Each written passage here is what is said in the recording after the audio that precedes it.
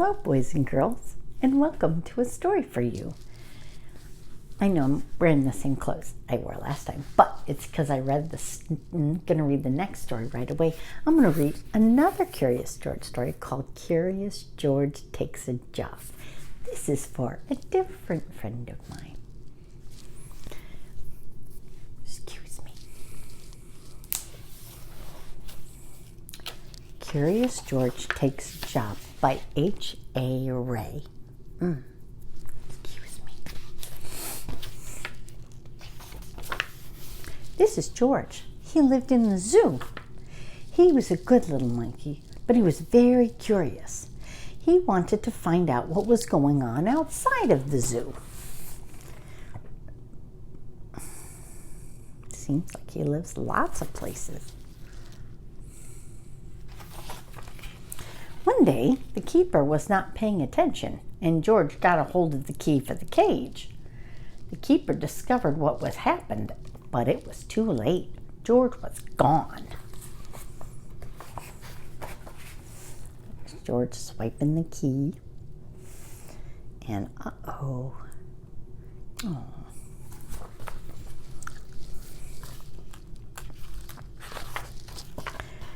Where was George? They looked everywhere for him, but they could not find him. Hang on, I'm just going to look and see if I can see George.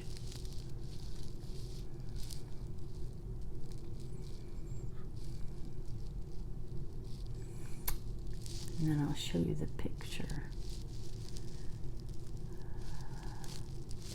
Okay. I don't think George is in this picture, but I'm going to let you. That's the nice thing about these stories, because if you want to, you can stop a minute and look at the picture and see if you see George and if I missed him. Okay, let's find out what happens. George was hiding in the hay of his friend the elephant. Finally, the keepers gave up looking for him. George found a nice cozy spot where he could sleep under the elephant's right ear, and the next morning, before the zoo opened, he got away safely.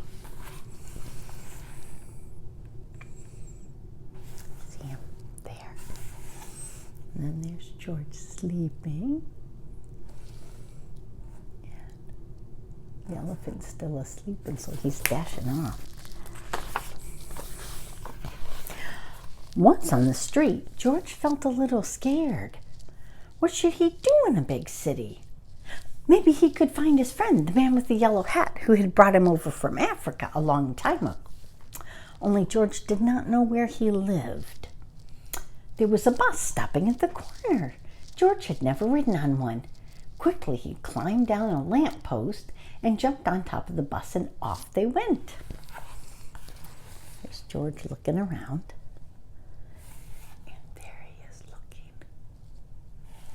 On the lamppost.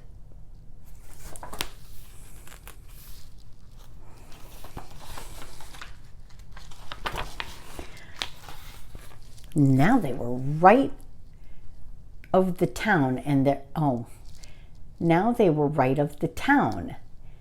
There was that. This goes over 2 pages. Now they were right in the center of the town. There was so much to see that George did not know where to look first.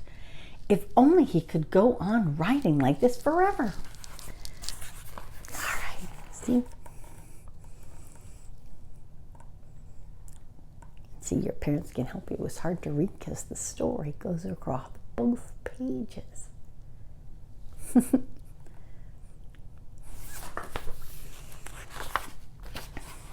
After a while, George got tired and a little dizzy, and when the bus slowed down to turn onto a side street, George jumped off. There was a restaurant right in front of him. Something smelled good. Suddenly, George felt very hungry. The kitchen door stood open and George walked in. On the table was a big pot. Of course, George was curious. He had to find out what was in it. Here he is at the kitchen door. And uh-oh, he's peeping in the pot. When the cook came back, he had a big surprise. Spaghetti was all over the place, and in the middle of it was a little monkey. George had been eating yards and yards and had wound himself all up. The cook was a kind man and did not scold so much. George had to clean up the kitchen and then do all the dishes. My, what a lot of them there were. The cook was watching George. "You are lucky to have 4 hands," he said. "You can do things twice as fast." There he is, all tangled up in the spaghetti. And look, he's so pleased. He's such a helper. Look at that.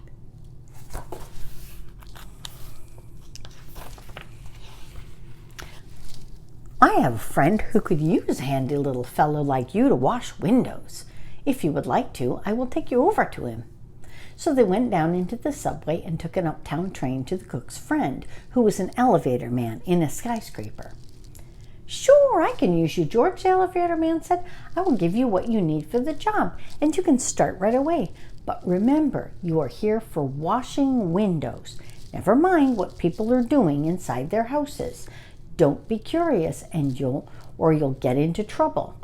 George promised to be good, but little monkeys sometimes forget. So there they go. That's the top of the subway, and that's them riding the subway. See? And there he is with his friend. With his little hat on. Got that cute little hat. All right. George was ready to start. My, how many windows there were. But George got ahead quickly since he worked with all 4 hands. He jumped from window to window like he used to jump from tree to tree in the African jungle. For a while, George stuck to his word and did not pay any attention to the people inside. Of course, he was curious, but he remembered his promise. There's George, ready to work hard. And there, do you see him? See if you can find George. All right, here we go. There's George. See? In one room, a little boy was crying because he did not want to eat his spinach. George did not even look, but went right on with his work. In another room, a man was taking a nap and snoring, and George was sorry it was not his friend the man with the yellow hat. He listened to the funny noise for a while, and then he went on with his work. What was going on in here? George stopped working and pressed his nose against the window. 2 painters were working inside. George was fascinated. Painting looked like a lot more fun than washing windows. And there's the little boy crying, and the snoring man. And uh-oh, I think we're in trouble again. Let's find out. The painters were getting ready for lunch, and the minute they left, George climbed inside. What wonderful paints and brushes they had. George could not resist.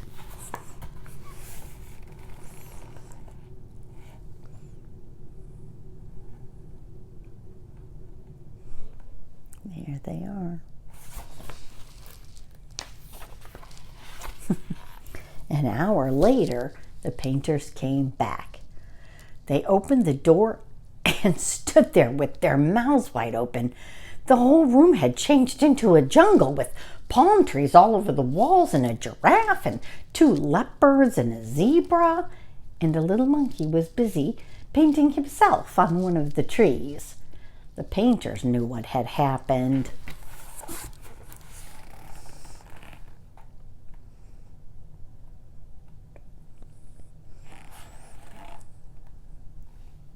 Can you see it? Get it a little closer. Luckily, George was close to the door, and he ran out as fast as he could, and after him ran the 2 painters. Then the elevator man, than the woman who lived in the place. "My lovely room," cried the woman. "Oh, don't let him get away." George headed for the fire escape.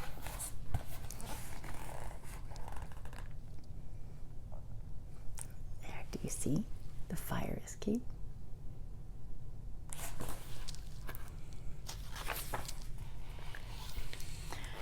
George reached the end of the fire escape. The others had not caught up with him. Here was his chance. They could not jump. George can jump down easily and escape. In a moment he would be safe. Poor little George. He had forgotten that the pavement was as hard as stone, not soft like the grass in the jungle. There they all are on the fire escape. Look at them all. And George getting away at the bottom, and then he got hurt. Poor little guy. Too bad. The fall broke his leg and an ambulance had to come take George to the hospital. "He got what he deserved," the woman said, "making my apartment into a jungle, indeed." "I told him he would get into trouble," the elevator man added. "He was too curious." George had to lie in bed with his leg high up in a plaster cast, and he was very unhappy. It had all started out so nicely. If only he had not been so curious. He could have had a lot of fun. Now it was too late. There's poor George going away in the ambulance. And there he is in the hospital bed.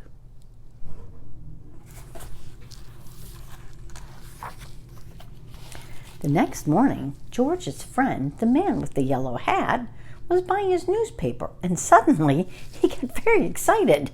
"This is George," he shouted when he saw the picture on the front page.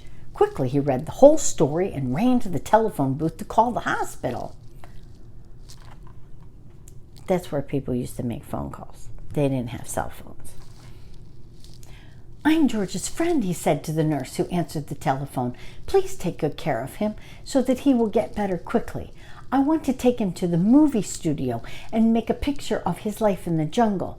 Don't let him get into any more mischief until I can take him." And there is the man with the yellow hat buying a newspaper. We're so glad he found him. And this is a telephone booth. It's a little harder to make phone calls that way than just to pull out your cell phone. It was nice they had them. Finally, the day came when George could walk again. "Your friend's going to take you away this morning," said the nurse. "Just wait right here and don't touch anything." As soon as George was alone, he looked around at the strange hospital things. "I wonder what that big blue bottle is." George was we're going to read this together. All right. So there he is. And see the blue bottle? Now watch this. It says ether. That's a special kind of gas to help you sleep. George was very curious. It smelled funny. Suddenly, his head began to turn. Uh-oh. Then rings and stars danced about his eyes. He felt as if he were flying. And everything went dark. Uh-oh.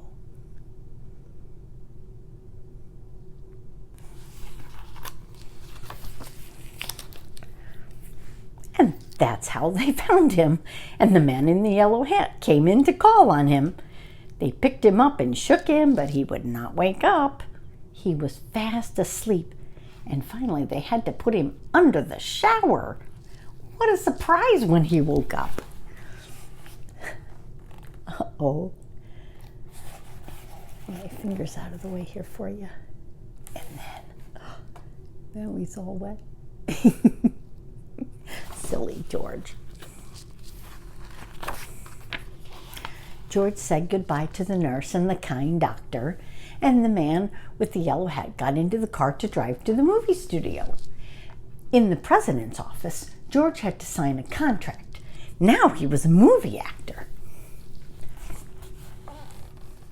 off they go in the car to the movie studio.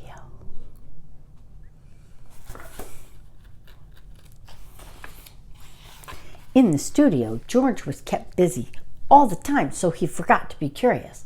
He liked the jungle they made for him, and he played there happily.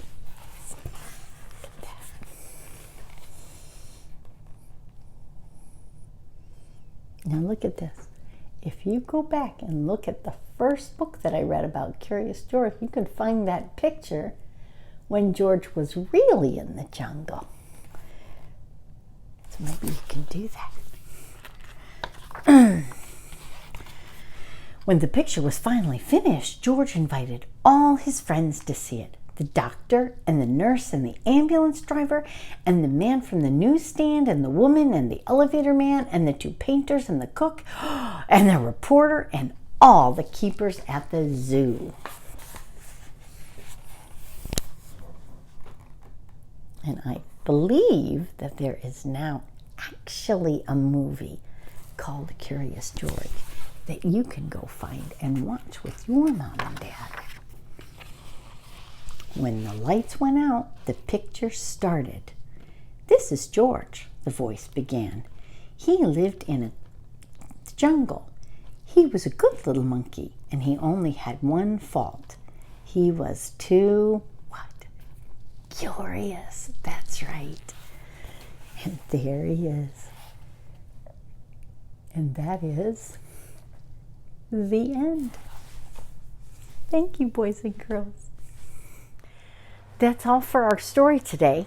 Be sure to let your parents know to like and subscribe. And if you have any comments that you want to talk to me about the story, or questions that you have, or information that you have, you can tell your parents and they can put it in the comments. And then if they set up their phone or their computer, when they subscribe, then they can click on the bell, and that'll tell you every time I put a new video up. I enjoy getting this time with you. Bye-bye.